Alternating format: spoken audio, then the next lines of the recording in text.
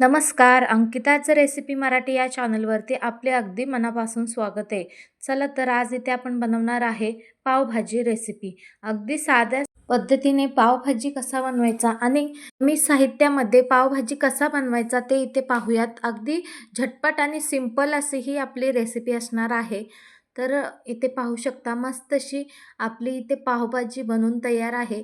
अशी पावभाजी कशी बनवायची ते इथे आपण पाहणार आहेत. चला तर रेसिपीला सुरुवात करूया. त्याआधी लाईक आणि सबस्क्राईब केलं नसेल तर करून घ्या. चला तर सुरुवात करूया. इथे पाहू शकता इथे एक मी कढई ठेवून घेतलेली आहे. या कढईमध्ये आपण डायरेक्ट फोडणी देणार आहे. ऑलरेडी मी कांदा, टोमॅटो हे सगळं आपण कापून घेतलेलं आहे. 5-6 कांदे आणि 5-6 टोमॅटो इथे आपण कापून घेतलेले आहेत. अगदी मोठे-मोठे कांदे आणि मोठे-मोठे टमाटे आपण इथे कापून घेतलेले आहेत. तर सर्वप्रथम आपण कांदा इथे बारीक-बारीक असे चिरून घेतलेले आहेत. ते कांदे आपण यामध्ये घालून घ्यायचे आहेत आणि व्यवस्थित परतून घ्यायचे.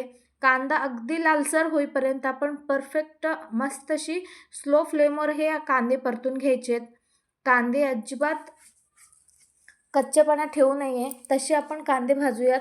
तर स्लो फ्लेमवर ठेवूयात आणि इकडे आपण बटाटा शिजवून घेतलेले आहेत म्हणजे उकळून घेतलेले आहेत. 2 शिट्ट्या काढून घेतलेल्या आहेत कुकरमध्ये घालून.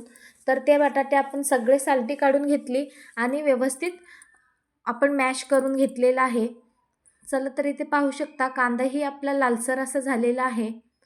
कांदा व्यवस्थित असा आपण परतून घेतलेला आहे आणि आता कांदा लालसर झालेला आहे. कांदा अगदी लालसर असं झालेला आहे. त्यामध्ये आता आपण टोमॅटो घालून घेऊयात.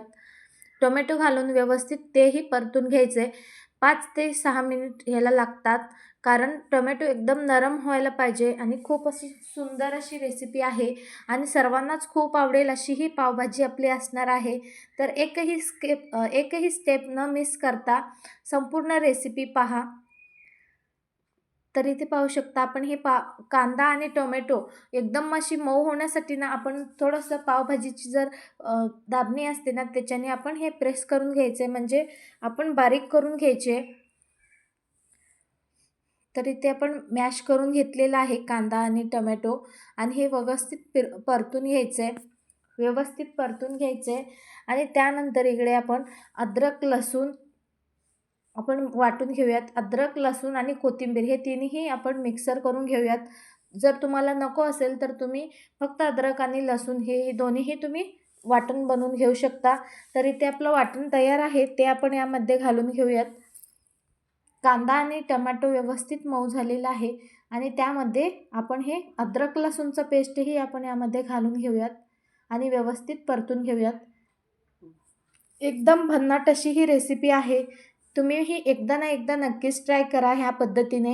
एकदम भन्नाट असे बनते ही पावभाजी. आता आपण ना बटाटा इथे आपण घालून घेतलं. बटाटा ऑलरेडी आपण मॅश करून घेतलेला आहे. पण यामध्ये कांदा, टोमॅटो आणि हे सगळं मसाले एकजीव होण्यासाठी आपण व्यवस्थित मॅश करून घ्यायचं आहे बटाट्याला. आणखीन एकदा हे सगळं एकजीव करून घ्यायचं आहे. तर इथे पाहू शकता अशा पद्धतीने आपण बटाटा मॅश करून घेतला, एकजीव असा करून घेतलेला आहे.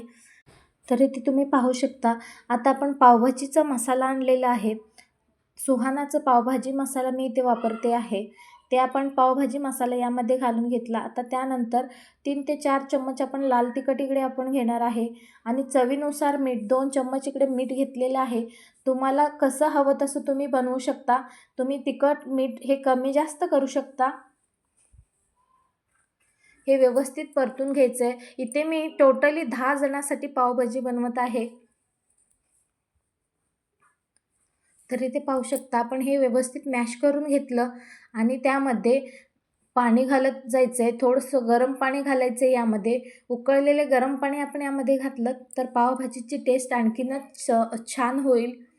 तर इथे पाहू शकता आपली ही पावभाजी अशी पाणी घालून आपण दाटसर आणि एकदम असं दाटसरही नाही आणि एकदम अशी पातळही नाही अशी पद्धतीची आपण ही पावभाजी बनवलेली आहे. तर इथे आपण ह्याला उकळी फुटू द्यायची आहे. यामध्ये आता काहीही घालायची गरज नाही आहे कारण आपण सगळं आपण ह्यामध्ये घालून घेतलेलं आहे. इथे पाहू शकता मस्त असा आपला पावभाजी शिजवून घ्यायचे 2 ते 3 मिनटासाठी. तर 2 ते 3 मिनटानंतर पाहू शकता मस्त कलरही आलेले आहे आणि एकदम अप्रतिम असा आपली पावभाजी मस्त अशी शिजती आहे. तर अशाच नवनवीन रेसिपीज पाहण्यासाठी अंकिता रेसिपी मराठी या चॅनलला लाईक, शेअर, सबस्क्राईब करा आणि बेल आयकॉनला क्लिक करा, जेणेकरून नवनवीन रेसिपीज तुमच्यापर्यंत पोहोचतील. तर इथे पाहू शकता एकदम भन्नाट अशी पावभाजी इथे तयार आहे. पावची भाजी इकडे आपण बनवून घेतलेली आहे. मस्त असा तयार झाला. तर इथे पाहू शकता मस्त अशी आणखीन एक 2 ते 3 मिनिटं आपण ह्याला मस्त शिजवून घेतलं ना, एक भन्नाट अशी चव येते. मस्त पावभाजी स्लो फ्लेमवर मस्त शिजवून घ्यायचे. एकदम भन्नाट अशी बनते. अगदी घरगुती, काहीही जास्त न वापरता घरच्या साहित्यामध्ये आपण ही पावभाजी बनवलेली आहे आणि तुम्हीही एकदा ना एकदा नक्की ट्राय करा, तुम्हालाही खूपच आवडेल. तर इथे पाहू शकता मस्त अशी उकळी आलेली आहे. आता ही पावभाजी एकदम स्लो फ्लेमवर आपण आता थोडा वेळासाठी शिजवून आपण हे बंद करून घेणार आहे. आपली पावभाजी ऑलरेडी तयार आहे. तर इथे आपण आता गॅस बंद करून घेऊयात. मस्त अशी शिजलेली आहे. तर त्यामध्ये आपण बटर घालूयात. थोडंसं बटर यामध्ये घालून घेऊयात आणि मस्त अशी परफेक्ट पावभाजी ते तयार आहे. आता आपण गरमागरम पावभाजी इथे तयार झालेलं आहे. आता आपण सर्व करून घ्यायचं आहे. त्यासाठी आपण पाव भाजून घेऊयात सर्वप्रथम. तर इथे आपण बटर घातलं, एक पॅन ठेवून घेतलं, त्यावर बटर ठेवलं. बटर आपोआपच विरघळतं. बटर आपण सगळीकडे करून घ्यायचं आहे, सगळीकडे पसरवून घ्यायचं आहे. आणि आता आपण पाव घेतलेले आहे. पावला 2 पाव घ्यायचे आणि ते मधून कापून घ्यायचे आहेत. तर इथे आपण पाव शेकण्यासाठी पॅन ठेवलेला आहे. पॅन गरम होऊ द्यायचे. गरम झालं की त्यावर आपण हे पाव अशी कट करून घेतलेली आहे, ते आपण व्यवस्थित शेकून घ्यायचे. तर तुम्ही इथे पाहू शकता अशा पद्धतीने आपण हे पाव आता शेकून घेणार आहे. एक साईडला झालं की त्यानंतर आपण थोडीशी बटर घालून पुन्हा दुसरी पाव घेऊयात आणि तेही अशा पद्धतीने व्यवस्थित शेकून घ्यायचे. बटर सगळीकडे लागला पाहिजे असं आपण शेकून घ्यायचे. एकदम भन्नाट लागते, खायला अप्रतिम अशी लागते ही पाव पण. आता आपण ही पाव पलटून घेऊयात. या साईडला शेकून झालेली आहे, तर दुसऱ्या साईडला आपण पलटून घ्यायचं आहे. तर दोन्ही पाव दोन्ही साईडनी झालेले आहेत. आता आपण हे अशा पद्धतीने थोडंसं हलवत राहिलं तर मस्त अशी शेकली जाते पाव. अगदी गरमागरम आपण इकडे सर्व करून घेणार आहे. इथे मस्त अशी तयार झालेली आहे आपली पावभाजी. आपण एका प्लेटमध्ये सर्व करून घ्यायचे. तर इथे आपण एक ताट घेतलेलं आहे मोठं. त्यामध्ये आपण सर्वप्रथम आपण भाजी घेऊयात. तर इथे एकदम मस्त असा आपण डेकोरेट करून घेणार आहे आणि गरमागरम अशी सर्व केली की सगळ्यांनाच भूक लागेल अशी ही आपली पावभाजी एकदम भन्नाट झालेली आहे. इथे तुम्ही पाहू शकता कलर एकदम मस्त असा कलर आलेला आहे. आता आपण ही पावभाजी घालून घेतो एका प्लेटमध्ये. इथे पाहू शकता एकदम सुंदर असा कलर आलेला आहे. भाजी एकदम भन्नाट झालेली आहे. आता आपण गरमागरम पाव ही इकडे शेकून घेतलेले आहेत, ते आपण इकडे घेऊयात.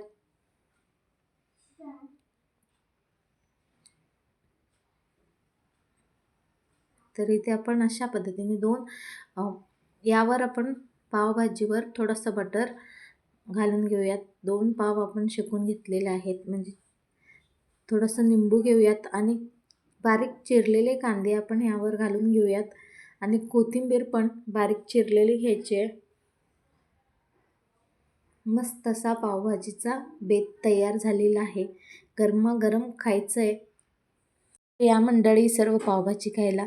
तर ही रेसिपी तुम्ही कोणत्या जिल्ह्यातून कोणत्या राज्यातून पाहताय नक्कीच मला कमेंट बॉक्समध्ये कळवा. आणि असेच नवनवीन रेसिपीसाठी अंकिता रेसिपी मराठी या चॅनलला सबस्क्राईब करायला विसरू नका. भेटूयात पुन्हा एक रेसिपीसोबत. Bye bye.